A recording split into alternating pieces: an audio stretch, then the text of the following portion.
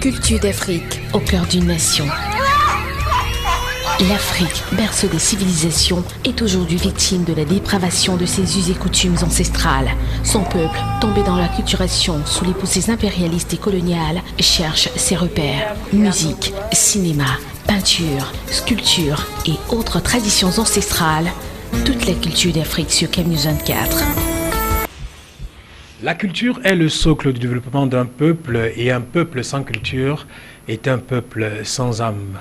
Bonne et heureuse année 2016 à tous les téléspectateurs de CAMnews 24 et surtout de Culture d'Afrique. Aujourd'hui, nous allons essayer de faire le bilan de l'actualité culturelle au Cameroun en 2015. Et pour le faire, il n'y avait pas mieux qu'un homme de culture, un grand homme de culture, Gervais Mburu, qui nous fait le plaisir de revenir sur le plateau de Culture d'Afrique chaque fois que l'équipe de Culture d'Afrique a besoin de lui. Et bienvenue sur le plateau de Culture d'Afrique, Gervais Mburu. Merci Eric, et merci à toute la télévision CAMnews 24 et surtout un grand bonjour à tous les amoureux de la culture. Bonne année 2016. Merci infiniment, j'espère qu'elle est bonne pour vous aussi. Voilà, donc nous parlons aujourd'hui, on peut faire tout au long de ce programme le bilan de l'actualité culturelle en 2015, et comme je l'ai dit à l'entame de l'émission, on sait généralement que la culture est le socle du développement d'un peuple, mais en 2015, est-ce qu'on peut véritablement toucher du doigt ou alors voir ce que la culture a pu apporter au niveau de Cameroun, parlant de développement? Oui, je souhaiterais que nous parlions d'abord du fait culturel majeur de l'année 2015. Je crois que ce fait majeur n'est autre que le changement à la tête du ministère des Arts et de la Culture, du ministre, c'est-à-dire avec l'avènement du tout nouveau ministre, les uns et les autres, du moins les hommes de culture, se sont dit à coup sûr quelque chose va changer. Vous le savez très bien, tout changement apporte toujours un certain espoir. Oui, même si dans le passé, certains vont se dire c'était bien ou n'importe comment, mais parce qu'il y a un nouvel homme à la tête de ce ministère-là, alors pratiquement tous les artistes ont applaudi des deux mains, sauf peut-être ceux qui perdaient quelque chose de très direct. Et donc cet espoir qui naît avec l'avènement, du moins l'arrivée de ce nouveau ministre, nous fait croire que l'année 2015 a été une très bonne année pour les artistes, parce que on saura peut-être voir naître d'autres réalités, ou bien alors faire revivre certaines choses qui avaient déjà disparu, certains événements qui n'existaient plus, restructurer certains édifices de la culture qui, n'est-ce pas, avaient tendance à s'écrouler parce que, de par leur vieillesse, remettre peut-être un brin de morale dans ce domaine de la culture, morale qui, depuis un certain temps, avait fichu le camp dès le sommet. Donc, quand on parle de l'arrivée à la tête du ministère des Arts et de la Culture d'un nouveau ministre, avec le départ de l'ex-ministre des Arts et de la Culture, pour ne pas la citer, Amatou Toumouna, on constate que depuis 2007, qu'il avait été porté à la tête de ce ministère, les artistes ont toujours eu ce fameux problème de droit d'auteur. Donc, un problème de droit d'auteur qui a également fait des choux gras sur le plan culturel en 2015. Oui, peut-être qu'elle a cru apporter beaucoup de bien dans ce secteur-là, voulant mettre pour un départ, à notre avis, de l'ordre, là où il y avait un gros désordre, mais il s'est avéré finalement que c'est plutôt un grand bordel qui s'est installé. Et ce qui nous a surpris, nous autres observateurs, c'est ce bras de fer avec le Premier ministère face à cette crise-là. Un peu de l'impensable, du jamais vu, à notre avis, dans le monde. Ce qu'on a vécu là-bas, ça faisait trembler pratiquement tout le monde qu'on arrive, n'est-ce pas, à un tel degré d'insoumission, il faut le dire comme ça, ou bien de bravoure d'un ministre à l'endroit de son Premier ministre, même si on dirait quelque part qu'elle aurait eu raison. Je crois que ça ne devait pas, on ne devrait pas nous montrer des spectacles de ce genre-là. Donc, vous avez vu Il y a peut-être eu des secteurs qui sont restés stables, comme la Socadap, qui n'a pas beaucoup bougé, qui n'a pas eu beaucoup de problèmes avec Oteo, la SCAP quelque part aussi avec Daouda Mouchango, mais à tous les autres niveaux, Socilatra, et puis CMC, ensuite SOCAM, ensuite SOCIM, ensuite, bref, une kyrielle je sais pas comment les appeler, une kyrielle de noms, et qui n'apportait que plus de flou dans ce domaine-là. Mais c'est vrai que je suis de ceux-là qui disent qu'un artiste, je ne sais pas si un artiste digne de ce nom peut vivre des droits d'auteur. Je ne crois pas, jusqu'à preuve de contraire, parce qu'il suffit peut-être d'un seul contrat de spectacle pour un musicien, pour avoir 10 fois plus que tous ses droits d'auteur pour une année. Il s'agit, par exemple, de tourner 1 ou 2 films au niveau du cinéma. Vous êtes déjà bien lancé, vous n'aurez pas besoin de ces miettes que l'on déverse souvent là-bas. Vous écrivez un bon livre qui a un grand succès. Vous n'avez pas tellement besoin que la Sociladra vienne vous donner des droits d'auteur. Vous faites un bon tableau de peinture, une belle sculpture, bref, quelque chose que vous avez réalisé de vos mains. Vous n'avez pas besoin d'attendre quelques centaines de milliers de francs de droits d'auteur. Et n'en déplaise aux uns aux autres, c'est le droit le plus absolu de chaque artiste de réclamer, n'est-ce pas, ses retombées sur le plan des droits d'auteur. Mais chaque artiste devrait comprendre également que seule sa production, sa finesse dans le travail et son efficacité dans la gestion de son art et qui feront son bonheur et non ces combats autour des droits d'auteur. Alors, si on reste dans le domaine musical, Gervais Mbouroui, on va constater également qu'en cette année 2015, dont nous sommes en train de faire le bilan aujourd'hui sur Culture d'Afrique, il y a plusieurs artistes de renom camerounais qui ont fêté le 30 ans de carrière, 35 ans de carrière. On citait tout à l'heure, vous étiez en train de parler tout à l'heure de Rodeo, qui a à côté de Oteo, voilà, qui est a venu été célébrer. Je ne sais pas, c'est sa 50e année d'art.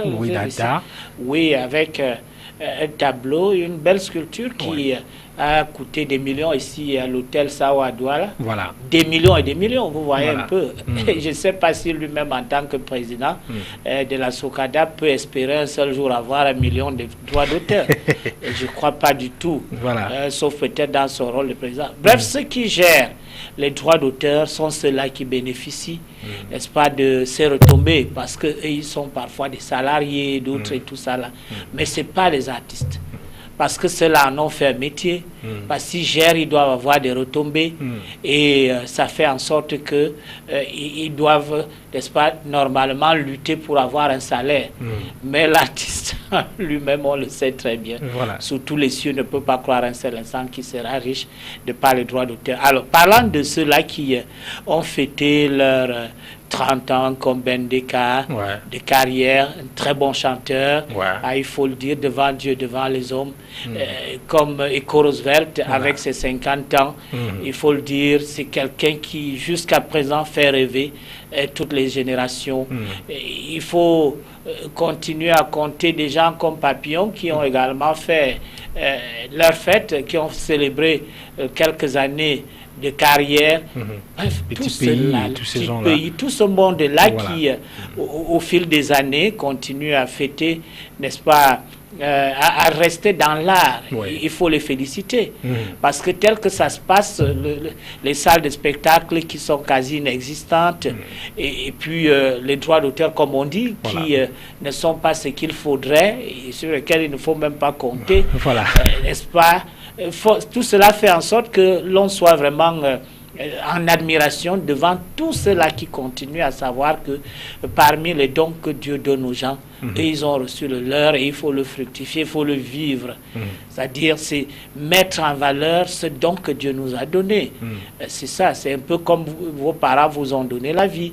Grâce à Dieu, vous n'avez pas le droit d'ôter cette vie-là parce qu'elle ne vous appartient pas. Vous avez plutôt le droit de soigner cette vie-là. De l'entretenir. De l'entretenir au quotidien. C'est comme ça que vous devez également entretenir ceux-là qui admirent, qui sont là pour vivre d'une manière ou d'une autre par vous, à travers votre art. Donc c'est des aînés, et pas seulement des aînés, c'est des artistes à féliciter, c'est des artistes à féliciter, à aduler même parfois, pas à défier bien sûr, mais à admirer et à encourager comme cela se doit. Il n'est pas bon de voir par exemple ceux-là que nous pouvons appeler sponsors font aux artistes camerounais. Et quand il faut faire venir quelqu'un d'un pays à côté, ou bien d'Europe et tout ça là, des centaines de millions de francs, c'est des centaines cachés. Vous voyez tout simplement une série de grosses affiches qu'on met là, à Ndokoti, à Daïdo, n'est-ce pas, partout dans les grands Sadanga, carrefours, les grands carrefours là. Combien coûte l'affichage à ce niveau-là? Je t'assure, c'est parfois des millions. Si vous donniez ça à un artiste comme Ben Deka qui fêtait ses 30 ans de carrière, il n'aurait pas craché là-dessus. Même pas. Mais presque tout le monde lui a tourné le dos comme pour dire que toi tu vis au pays, tu as tort, tu ne vaux rien et tout le reste. Et pourtant, c'est un peu le mal. En matière d'équivalence, c'est une véritable pépite face à certains qu'on peut, excusez, je peux dire, de certains qu'on peut considérer de crachats par rapport à un Ben Deka, par rapport, bien sûr, à un Eco Roosevelt et tout et tout. Franchement, il ne faut pas. Il faut que ceux-là qui ont pris sur eux de sponsoriser certains événements comprennent qu'il y a beaucoup de valeurs dans le pays qu'il faut supporter. Bon, mais il faut comprendre peut-être que c'est les Camerounais eux-mêmes qui donnent l'opportunité à ces annonceurs-là et ces promoteurs-là d'aller chercher ailleurs, parce que les Camerounais eux-mêmes ne savent pas, ne parviennent pas à reconnaître leurs vraies valeurs. Alors, on va également dire que ces artistes-là, il y a deux noms qu'on a cités là tout à l'heure, qui ont reçu des distinctions honorifiques de la part du ministère, même si certaines personnes ont boudé, bon, voilà. Ben Deka et Richard Bonaki ont été, n'est-ce pas, reconnus par le gouvernement, le nouveau gouvernement, du moins le nouveau ministère des Arts et de la Culture. Ben Deka qui a décrié cette situation pendant de nombreuses années. J'ai lu une de ses interviews sur le net qui disait qu'il a été, n'est-ce pas, reconnu un peu presque partout dans le monde, décoré par-ci par-là, reçu tel prix aux États-Unis, au Canada, en France, d'un peu presque partout, mais au Cameroun, même pas une médaille de mérite. Mais enfin, le nouveau ministre des Arts et de la Culture lui a reconnu cela. Bien, c'est également une façon de dire que l'esprit de corruption dans le pays devrait pouvoir cesser, parce que quand un Richard Bonaboud, quand il ne vient pas et qu'il décrit, j'espère bien que ce soit ça, le fait que la dernière fois, on lui a exigé des papiers comme un étranger, on lui a fait toutes sortes de tracasseries, on l'a poussé à verser des pots de vin pour entrer dans son propre pays ou en sortir. Franchement, il faut dire, certains actes nous déshonorent des icônes. C'est vrai que les Richard Bona sont un peu comme les Tofis. Quand vous les voyez, vous vous dites, c'est mon jour de chance, j'aurai mes millions. Il ne faut pas aller jusqu'à sortir des conneries. Comme pour lui exiger, par exemple, des pièces pour rentrer dans son pays. Ça, c'est une véritable bêtise. Moi, j'ai dû voyager au cours de cette année à travers le Cameroun avec mon fils qui vit en France, mon premier fils qui vit en France, parce que lui, là, il a, n'est-ce pas, comment vous appelez ça?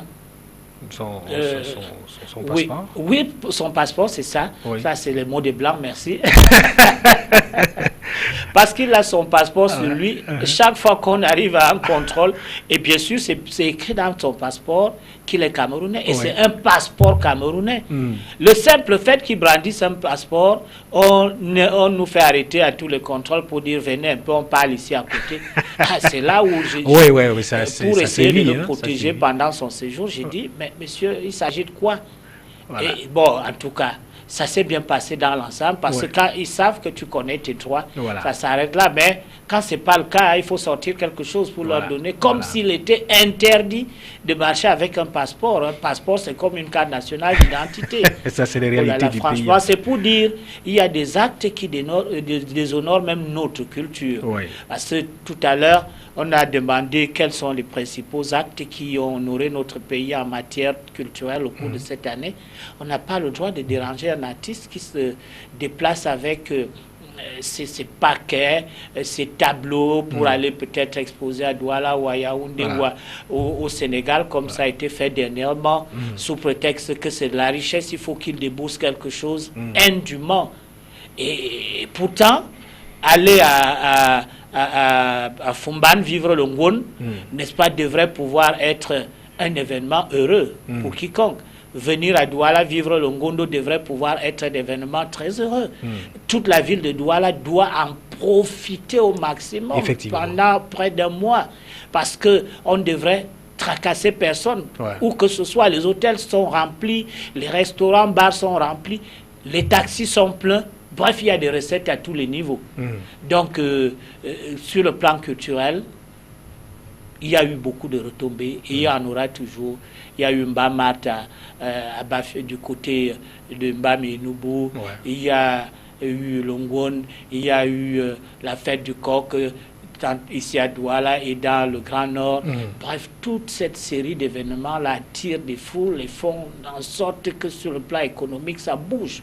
Et ça devrait bouger même plus que cela si on était quelque peu un peu plus sérieux. Oui, mais quand on parle aujourd'hui du bilan de l'actualité culturelle en 2015, nous sommes toujours dans le sillage de la musique. Quelle est la musique qu'on peut dire aujourd'hui, la musique de l'année 2015? Quel genre de musique? Il faut dire qu'il y a des jeunes qui percent et on ne peut pas ne pas le leur reconnaître. Les Lady Ponce et autres, on connaissait déjà. Elles ont continué à faire du tabac comme d'habitude. Mani Bella, Coco Argenté, et c'était des chansons de 2014 et qui ont continué à faire du tabac en 2015. Mais le phénomène de 2015, c'est bien sûr Franco, Coller la petite, et bien sûr Malox avec ça sort comme ça sort. C'est-à-dire que il ne faut pas le nier. Et Dynastie le Tigre, n'est-ce pas, avec son Joue-moi le Menjang, et bien sûr c'est Timna la femme. Qu'il faut toujours honorer. Bref, la jeunesse a beaucoup émergé et le véritable phénomène, c'est Franco, Coller la petite, en 2015. Oui, mais qu'on trouve un peu comme ça a créé toutes sortes de problèmes. On n'aime pas toujours tout. Je crois que nous avons eu un débat là-dessus, sur ce même plateau. Mais n'empêche que ça a été cela le phénomène au Cameroun en cette année. Et je voyais encore sur Facebook l'autre jour, on montrait un ministre de la République très sérieux qui est en train de se défouler au rythme. Mais qui se bon, ça pourrait pas être un montage. Moi-même, j'ai regardé, ça pourrait pas être un montage donc, avec toutes ces lumières. C'est défoulé au rythme de Coller la petite, ça fait sourire plus d'un. En fin de compte, quand même, c'est la musique. On peut dire que ça a marqué l'année 2015. Et maintenant, on va également rentrer maintenant dans le monde du cinéma. On constate que, le constat en 2015 qu'il y a beaucoup, il y a une prolifération des films et acteurs camerounais, mais qui ne sont toujours pas professionnels. Oui, nous sommes encore dans un cinéma amateur, mais beaucoup gagneraient à faire comme les autres. C'est-à-dire, quand on dit qu'on fait du cinéma, qu'on fasse le vrai cinéma. Qu'on ne se contente pas du fait qu'on a une idée ou on a quelques petits moyens et on veut mettre cela en valeur à travers un film, quelle que soit la façon de tourner. Il faut tourner le plus professionnellement possible. Il y a quelques-uns qui se sont battus là-dessus. vous savez, il ne faut pas toujours parler de soi, mais je crois que la série Yevo l'a montré un exemple là-dessus. Effectivement. Avec sa trentaine d'épisodes diffusés à la CATV pendant des mois. On a essayé de montrer à travers ce film-là que tout en faisant du traditionnel, on doit pouvoir faire des choses le plus naturellement possible. Ouais. Un bon éclairage, un bon son, un jeu naturel des acteurs. Parce que nous ne devons pas croire que tout le monde doit être un humoriste. Et tout le monde ne doit pas faire du cancan à la longue. Et certains veulent limiter, parfois limiter de la pire des manières. Mais il y a quand même beaucoup de vraie volonté et qui surgit par-ci, par-là, avec des Manola, par exemple, qui a sorti sa série sur la justice avec des histoires réelles qui se succèdent. Voilà, des efforts considérables. Et pourtant, hier encore, on le retrouvait dans le groupe des rigolos, mais qui a compris que avec cette voie-là, on ne peut pas prospérer. Il faut se mettre voilà quelqu'un qu'il faut applaudir à tout rond. Les anciens sont revenus avec, par exemple, le blanc de Yenga 2, bref, il y a plusieurs qui ont tout mis en œuvre. Il faut dire que il y a des jeunes qui arrivent. Bon, on peut tout simplement dire que à force de forger, on devient forgeron. Donc, progressivement... Il y a le groupe de Ntama Kaibou également en France, là-bas, qui joue un peu presque partout. Le crocodile du Botswana et tous les autres. Progressivement... Il y a une partie même tournée ici à Douala et qui ont décidé de montrer que le Cameroun a beaucoup de potentiel. Ça, il faut l'applaudir des deux mains. Oui, justement, parce qu'il faut le relever qu'en 2015, il y a eu cette percée-là des acteurs qui sortent.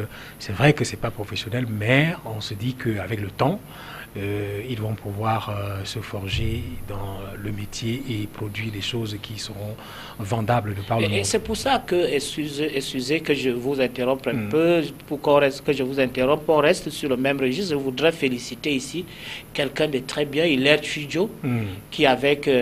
n'est-ce pas, son école de cinéma, ici à Douala, fait beaucoup de bonnes choses. C'est-à-dire, il forme tout le monde dans les métiers du cinéma, parce que lui-même l'a appris. Il forme en réalisation, bref, dans tous les métiers du cinéma, jusqu'aux acteurs. Et lui qui a sorti également déjà une chaîne de télé qui ne diffuse que des créations camerounaises, c'est très bien. Donc on se dit, ça commence à venir. Mais il y en a qui ont mis des chaînes de télé qui diffusent nos films. Parfois, franchement, tu n'as pas envie de rester là devant l'écran parce qu'il y a tellement de l'à peu près un amateurisme outrancier qui fait que tu n'as plus le goût de voir nos choses. Pourtant, il y a beaucoup de bonne volonté. Alors, nous allons bientôt sortir. Donc, en 2 minutes, nous allons chuter avec l'événement culturel qui marque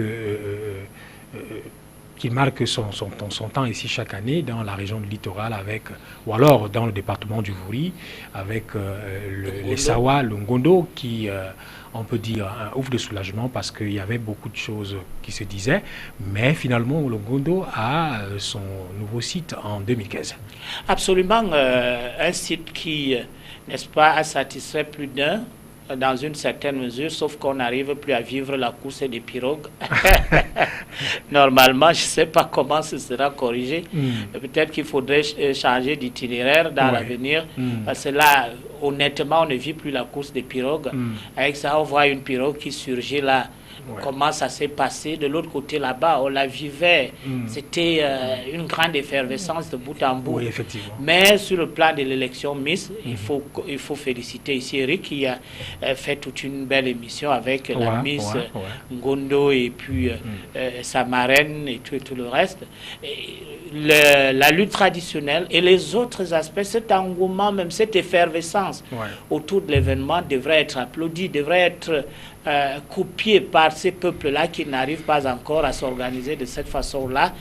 C'est vrai que c'est devenu un gros business, mais sur le plan culturel, c'est des choses à perpétuer, à féliciter, à applaudir des deux mains, et peut-être même encore à dire il faut parfaire cela pour que ce soit aussi là l'une des plus grandes identités du Cameroun, très vendable à l'extérieur. Voilà, donc on peut dire En conclusion, que l'année 2015, sur le plan culturel, a été quand même riche. Elle a été riche dans l'ensemble. La plupart des grands rendez-vous ont été respectés. C'est vrai que nous pleurons encore notre FENAC qui est mort en 2008 à Maroua. On espère qu'avec le nouveau ministre et les nouveaux dirigeants de la culture, des arts et la culture dans notre pays, le FENAC pourra peut-être revenir parce que c'était un moment merveilleux. Rien à voir avec un quelconque autre événement. Moi qui ai eu le privilège de vivre cette FENAC, je peux dire qu'il n'y a rien qui le remplace sur le plan culturel au Cameroun. Donc on va dire tout simplement que on ne perd rien à attendre. Tout arrive à point à qui sait attendre. Merci Germain Bourou d'avoir accepté une fois de plus de venir parler avec nous, faire le bilan. Je vous remercie également. Alors, nous allons dire à nos téléspectateurs que une bonne année 2016 encore. Nous vous remercions de toujours faire confiance à Canal 24 et de toujours regarder Culture d'Afrique. À bientôt. Culture d'Afrique, au cœur d'une nation. L'Afrique, berceau des civilisations, est aujourd'hui victime de la dépravation de ses us et coutumes ancestrales. Son peuple, tombé dans l'acculturation sous les poussées impérialistes et coloniales, cherche ses repères. Musique, cinéma, peinture, sculpture et autres traditions ancestrales. Toute la culture d'Afrique sur Canal 24.